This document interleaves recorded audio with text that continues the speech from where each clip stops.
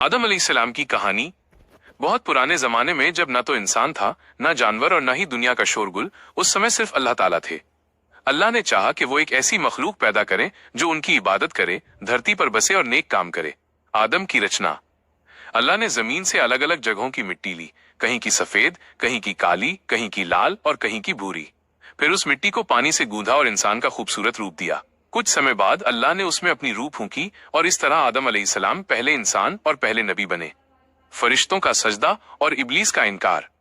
जब आदम बने तो अल्लाह ने फरिश्तों को हुक्म दिया, आदम को सजदा करो। सभी फरिश्तों ने सजदा किया, लेकिन इब्लीस ने इनकार कर दिया।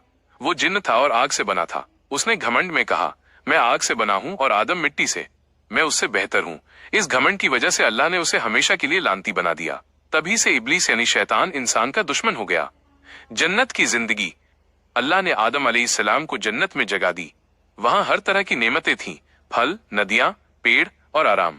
आदम की तन्हाई दूर करने के लिए अल्लाह ने उनकी पसली से हव्वा अलैहिस्सलाम को पैदा किया। दोनों जन्नत में सुकून से रहने लगे।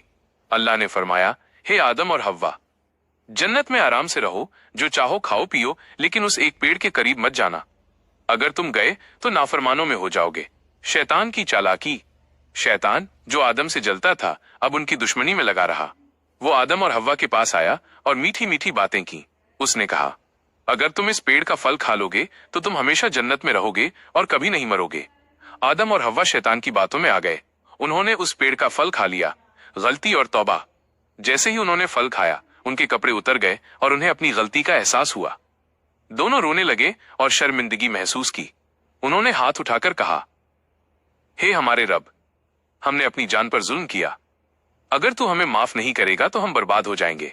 अल्लाह बहुत रहम करने वाले हैं। उन्होंने आदम और हव्वा की तौबा कबूल कर ली, लेकिन साथ ही ये फैसला किया कि अब उन्हें जन्नत से धरती पर भेजा जाएगा। दुनिया की जिंदगी। अल्लाह ने फरमाया, अब तुम धरती पर रहोगे।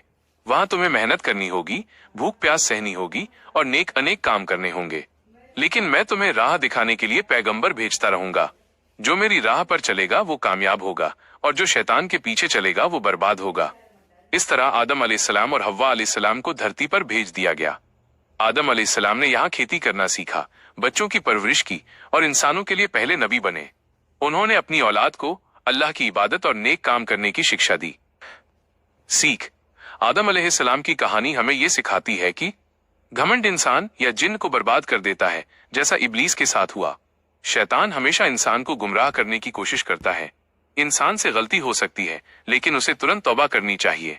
असली कामयाबी अल्लाह की इबादत और उसकी राह पर चलने में है।